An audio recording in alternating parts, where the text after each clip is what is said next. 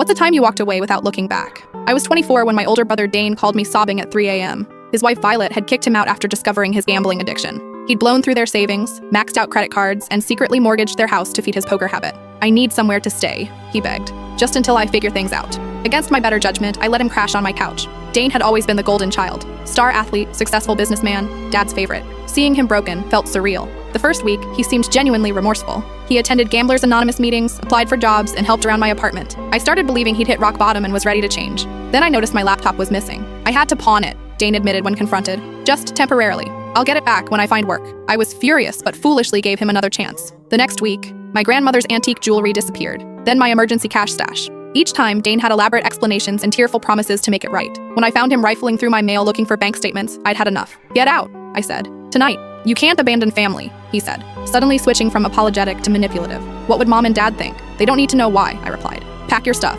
Dane called our parents immediately, spinning a sob story about how I'd kicked him out for no reason. Within hours, my phone was buzzing with angry family members. "How can you be so heartless?" Mom demanded. "He's your brother. He's hurting and you're making it worse," Dad added. Even my sister took his side, lecturing me about family loyalty and unconditional love. I tried explaining the theft, the lies, the complete violation of trust. But Dane had painted himself as the victim so convincingly that nobody believed me. To them, I was the cruel sister who abandoned her brother in his darkest hour. The family pressure intensified over the following weeks.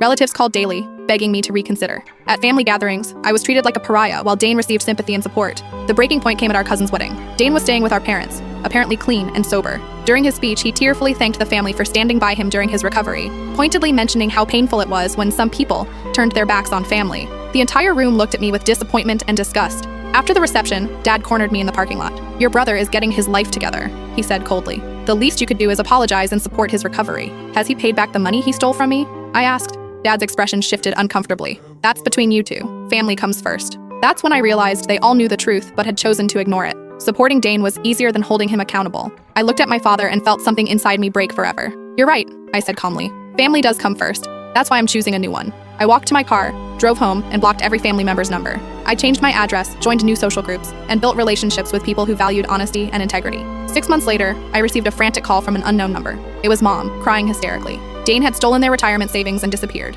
They'd discovered forged checks, empty investment accounts, and liens against their house. "We need your help," she sobbed. "We don't know what to do." "Call the police," I said evenly. "Report the theft, press charges." "But he's family," she pleaded. "No," I replied. "He's a criminal who happens to share your DNA." I hung up and never looked back. 3 years later, I'm married to an amazing person who comes from a functional family that welcomed me completely. We're building our own traditions based on mutual respect and genuine love. Sometimes I wonder what happened to Dane, but I never wonder if I made the right choice.